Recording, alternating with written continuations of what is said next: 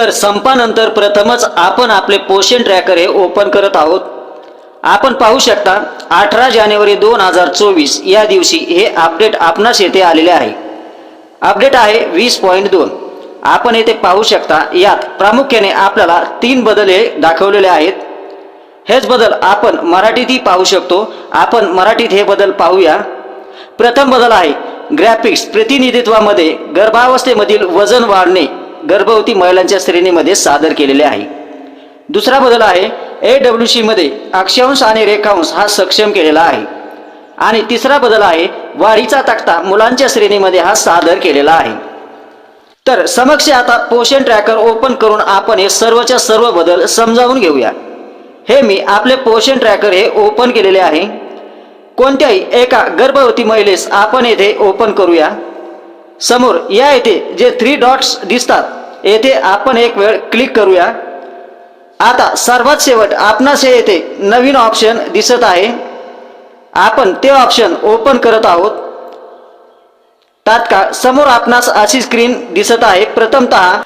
प्रथमतः येथे आपणास स्पष्ट शब्दात काही सूचना दिसत आहेत। Enter the ANC1 height and weight of the beneficiary from MCP card to generate weight gain graph। म्हणजेच गर्भावस्थेतील वजन वाढीचा आलेख तयार करण्यासाठी MCP कार्ड वरून लाभार्थ्याची ANC1 वजन आणि उंची येथे प्रविष्ट करा।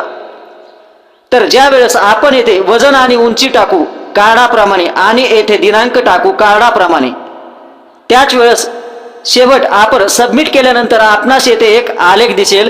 ज्या आलेखमध्ये लाल आणि पिवळ्या रेषेत आपल्याला वजनाचा तक्ता हा कमी किंवा जास्त झालेला दर्शविला जाईल। पण अर्थात ही वजन आणि उंचीची माहिती मी येथे भरलेली नसल्यामुळे तो आलेख आपणास येथे दिसत नाही। तर जाऊया पुढे, पाहूया आता आपण दुसरा बदल। त्यासाठी बेनिफिशरी मधून एक लाभार्थी आपण पुन्हा येथे ओपन करूया। येथे ही आपण 3 डॉट्स वर टच केल्यानंतर पहा येथे पुन्हा आपल्याला एक नवीन ऑप्शन दिसत आहे ग्रोथ हिस्टरी। आपण यास ओपन करूया। येथे आपणास लाभार्थ्याचा वजन आणि उंचीचा इतिहास दाखवला जाईल। हा इतिहास मागील 3 महिन्यांचा असेल। येथे आपणास वजन आणि उंची लाभार्थ्याची कॅटेगरी सुद्धा दर्शविली जाईल। प्रत्येक महिन्याची कॅटेगरी येथे आपणास दाखवली जाईल।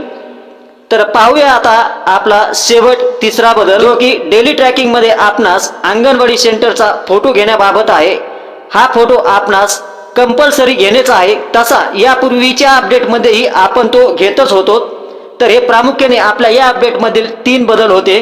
नक्कीच आपणास हे 3ही बदल समजले असतील अशी आशा राखतो। तरी अडचण असल्यास कमेंट करून नक्की विचारा। आणि पुढील माहितीसाठी अजूनही जर आपल्या या चॅनलला सबस्क्राइब केले नसेल तर नक्कीच प्रथमरित्या चॅनलला सबस्क्राइब करा आणि व्हिडिओस एक लाईक करा। धन्यवाद।